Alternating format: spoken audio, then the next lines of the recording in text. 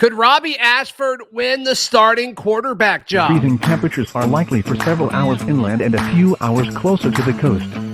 Yes. You are Locked On Auburn, your daily podcast on the Auburn Tigers. Part of the Locked On Podcast Network, your team every day. Yes, welcome on into Locked On Auburn, your daily Auburn Tigers podcast. I'm your host, Zac Blackerby, and thank you so much for making Locked On Auburn your first listen every single day. Happy War Rapport Wednesday to all who celebrate. The everydayers know that it's Mike G of the War Rapport hanging out with us. And I think it's worth asking the question, Mike G, could Robby Ashford win the starting quarterback job? Several Auburn fans believe that he can and will. You and I, let's get this out there. You and I do not believe he will win the job. We just don't. We don't. We've been pretty clear that we think Payton Thorne will be the starter. But still, it's worth noting, okay, what are the proper steps that could happen this summer and fall for Robby Ashford to win the starting job? And I think the first thing, Mike G, is the accuracy has to be better than it was a year ago. Yeah, not accuracy. The other way to frame that, Zach, is consistency, right? Sure. Accuracy and consistency in the short to intermediate passing game is going to be super important in Hugh Freeze's offense. Those passes over the middle have to be accurate balls. You've got to, put the ball where the receiver can get it. You got to protect the football. And we saw him struggle with that at times last year. Now, mind you, this was a perfect offense he was playing in last year. It was a tough situation. It was a dumpster fire he was playing in last year. But unfortunately, the situation is what it is. It put him behind the eight ball. And that's what he put on tape. That's what he got on tape, Zach. He can't, and the way to go back and correct that is by showing every day in practice that you are something different than what the tape said last year. Now, on the other flip side of it, I really do believe. Now, you brought up accuracy and consistency first, but sure. the intangible that I think is going to be the biggest key to him winning the job is going to be leadership. I honestly believe it's going to be leadership. I think that Hugh Freeze, we talk about messaging from Hugh Freeze. Like, I think he's been pretty clear. I'm sorry, in his Mike. messaging. Before we move there, I want to touch on the situation that he was put in last year, because that's the biggest argument against his accuracy, right? When people try to defend Robby Ashford's completion percentage, is like, okay, well, the offense stunk. And look, I agree. The offense was bad last year. The offensive line wasn't good. The running game was inconsistent because of the offensive line. The scheme didn't help the receivers. Receivers couldn't get open, whatever. And when you look at Robby's completion percentage last year, 49.2%. Like, that's just not good. Right. And the way I push back on that is you look at TJ Finley.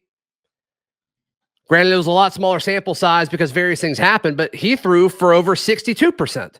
It's the same offense. It's the same scheme. It's the same. In fact, you could argue Robby's scheme was better because it was opened up more with his legs. Right. And so, once again, like, it's not just an offense and a scheme thing. It was him actually throwing the football. Yeah, it needs to get better.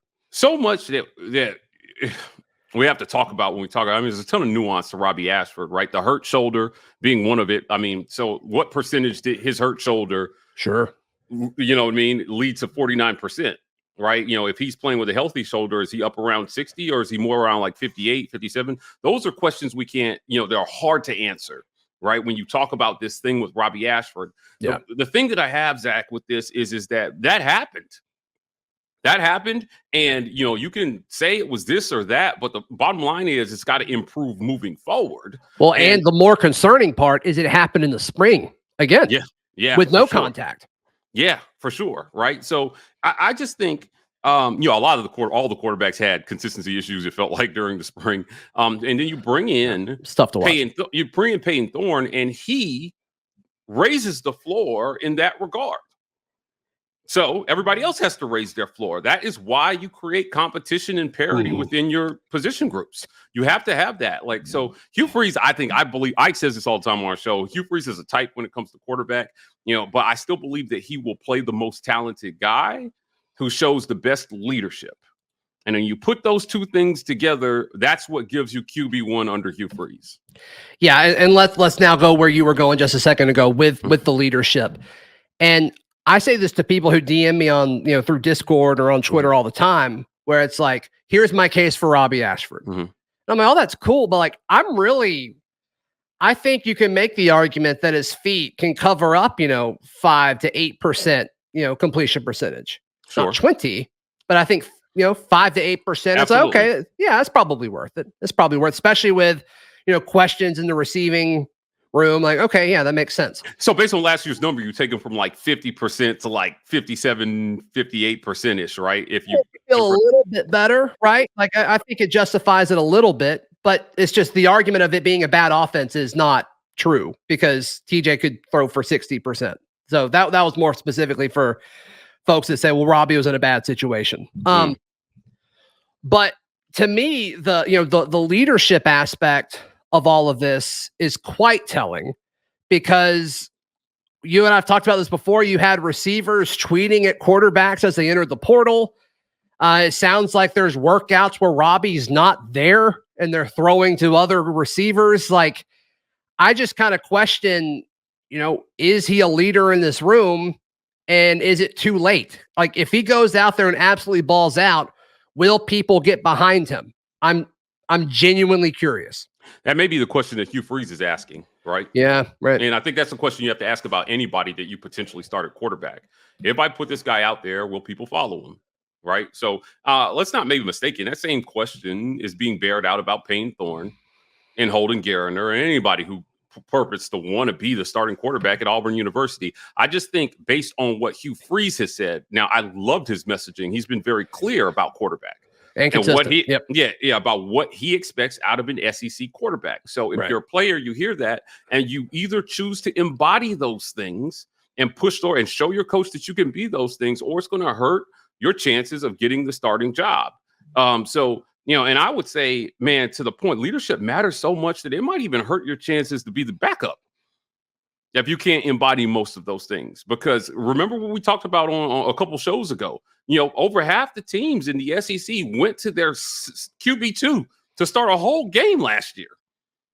They had to step up and they had to be leaders. Sure. And they had, QB2 is a super important position in the SEC. There's a ton of parity. People get hurt, and you have to have a talented backup who can keep the locker room. Especially with how young Robby is still. I mean, he could be the backup, assuming he stays at Auburn. Mm-hmm. Payton starts a year, and maybe he's good enough to feel comfortable going to the draft after that, and Robby could be the guy in 24. Like, he's got enough eligibility and time to do that. Because I think we all agree he probably was thrown into the situation a little too early, right? Like, I don't think he was quite ready, and that's not his fault. I think he did everything he possibly could. But I guess just kind of put a bow on this exercise, Mike G. The main things that he needs to do are pretty straightforward. I think one's more straightforward than the other. I think the accuracy and consistency, as you labeled it, is the more clear-cut part, which is what he's working on when his the talent part. When his quarterback trainers posting videos and all that. I think that's great. It's the leadership that I think is going to be the bigger battle for Robby Ashford, because to some extent, after, a full year in the system, you are who you are. It's tough to become somebody else after that long. Yeah, it's just hard. It's a fast moving game. And if you think about it, Hugh Freeze understands that, while there is patience for him to get this right, he needs to show clear progress in that regard. And one of the best ways to show progress is to make sure you have the right guy, at the helm in terms of quarterback, right? So people are going to have their eyes on that position. Is where Auburn has struggled over the last 2 decades is that whenever they can find a decent quarterback, they compete. Those are the hard cold facts, Zach. Auburn finds an above average quarterback, they're in contention because usually all the other pieces are in place. And then people are like, oh my God. Are they in place? They are. I think there are. You think they are? I think there are other pieces in place for this team to be in contention if the quarterback comes in and define is contention. Above average. A chance to win the West come November. Wow. Because that's where they were at Brian Harson's first year. Think about it. 6-2 going into November before it all fell apart. That team had enough talent to be in contention in November before it all fell apart. And they've got an easier November this year than they had 2 years ago. Yeah, I mean, if they would have beat A&M before it all fell apart, they would have been a top 10 team. I'm telling you, man. I mean, they were talking about Brian Harsin being coach of the year, SEC coach of the year at one point before that, ended. And then, obviously that win against Ole Miss. I mean, convinced a lot of people. And then, that's a good point. All right, so the way it wanted. So now let's turn the tables. If Robby Ashford does not win the starting job, which is what you and I are predicting and many others, what does that mean for him? Let's discuss that in just a moment right here on Locked On Auburn. Today's show brought to you by our friends at FanDuel Sportsbook. FanDuel is the best place to wager on all of your sports action. Baseball's in full swing, and there's no better place to get in on the action than FanDuel, America's #1 sportsbook and the official sports betting partner of Major League Baseball. But look, right now, new customers, they get a no-sweat first bet up to $1,000. That's up to $1,000 back in bonus bets if that first bet doesn't win. It's free money. Mike G, we all love free money. Just go to FanDuel.com/lockedon to join today. FanDuel, the official sports betting partner of Major League Baseball and the Locked On Podcast Network. Mike G of the War Rapport, our guest on this War Rapport Wednesday. If Robby Ashford does not win the starting job and Payton Thorne is QB1, which is kind of what we all expect to happen, but if he isn't and it kind of goes chalk, how can Robby Ashford be used? Because I think that's a big talking point over the course of the summer. Like, would Hugh Freeze use Robby Ashford as a gadget guy? As far as whether it's Wildcat or maybe somewhere else in the formation, I don't think Robby really wants to do that. I think he believes he's a quarterback, which is great. Good for him. So I think it makes sense. I think it makes sense to give him 2 or 3 snaps a game in that kind of formation, especially early in the season, to kind of see if it works or not. Yeah, you remember last year when I was trying to tell people that what his snap count would be, and everyone was, "Oh, you're crazy, Mike G." And then you said it was over 8 a game. And it was well over that. Yeah, right. Yeah, like he got the snaps, right? And even before TJ got hurt, it would have been more. It would have been more. Yeah, they were using him. I think that, the word on the street was coming to my ears is that they see his talent in that same vein. He is dangerous enough of an athlete that if you put him back there, he can create some havoc. He can cause some things. And if you're Robby Ashford, you take advantage of those opportunities because you never know when you're going to be called on to do it full time. So I do think that he gets used substantially, right? I think it's a little higher than what you're talking about, but maybe not as much as what I predicted last year, right? Like, I think, 5 or 6 snaps planned. And then as the game unfolds, you may see Hugh Freeze say, let's slide this in here. Let's slide, a lot of it will depend on game situation. But I think the thing that makes the most sense to me is red zone. Oh, man. And Hugh Freeze kind of touts himself. I mean, he knows that he's good at calling red zone plays. And to me, like, Robby in the red zone, especially if you can draw up certain things where, like, you don't have to make a ton of decisions. Maybe it's just a one read type of thing. And if it's not there, you go. Yeah. I love that idea. You know how we say when you get in the red zone, right? Like, that back in line of the end zone, it shrinks the field and it makes it a little bit easier to play defense. This is why red zone offense is so important, right? Yeah, there's less ground to cover. Yeah, when you have a quarterback who is a dynamic athlete in the red zone, it kind of neutralizes that advantage somewhat that the defense gets because of the shrunken field. And then you have to play 11 on 11, and it's not exactly advantage offense, but if anything, I think it kind of evens the playing field. Robby Ashford is such a great athlete. Man, I'm telling you, if they don't find a way to use him, it will be disappointing. I think that he can. You might see him score 5 or 6 very, very important touchdowns this year for Auburn, game-deciding touchdowns, if Payton Thorne is the starter full time, right? So, but I'll take you back to TJ Finley and Bo Nix, right? TJ lost. Not where I thought you were going. Okay. TJ Finley and Bo Nix, like, Bo was, we knew Bo could move. He was a great athlete. Bo is a phenomenal athlete.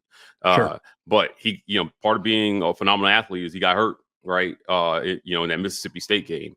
And if you're Robby Ashford, these plays that we're talking about getting in the red zone will be really important, I think, to keeping his mind in the game, because TJ Finley admitted after I lost the job to Bo, and then after he didn't win the job after Georgia State, he checked out. And then when he got called on, Zach, he said, I wasn't ready. He said that. He told us, I wasn't ready. And if you're Robby Ashford or if you're Hugh Freeze, I think you can use what we're talking about to help keep him engaged and involved in what you're doing so that if you have to call on him, he is mentally prepared to step in as QB1 if called on. And long term, it gives you an option if Payton Thorne is as good as we all want him to be and goes to the league. All of a sudden, you're not worried about, okay, do we start a redshirt freshman Hank Brown? Right. Correct. Robby Ashford's more inclined to stay. And so then you've got a Robby Ashford with 2 years of experience in a college system. And then, a true freshman with Walker White. Yeah, right. I remember Robby Ashford has not played a lot of football. So, he's just not had a lot of experience at the college level. So he still has time to grow. Like the issue is that, again, these coaches are on timelines, man. Hugh Freeze has got to win. He knows it too. This is not numb to this, man. He's got to win, and he knows that picking the right quarterback is going to have a lot to do with whether he wins or not. So, this is the challenge every coach has, man. Go out and find a good trigger man to run your offense, and then that will cover a multitude of sins. So, if you're Robby Ashford, you make sure that you're the guy that he calls on, right? Now or next, right? That's always where you want to be. Yeah, and it's probably next, right? It's probably next. We'll see. And I left out Holden Geriner in that conversation as well, and he's not being overlooked. He's not being overlooked, though. You don't think so? Not by me. Good. No, not by Good. me. Good. All right. I like Holden. Yeah. Okay. So the Locked On Podcast Network's host voted on the top SEC defenses. Yeah. And I think they got it wrong. I think they got it wrong. My ballot was perfect, of course, but I think they got it wrong, Mike G. We discuss in just a moment, right here on Locked On Auburn.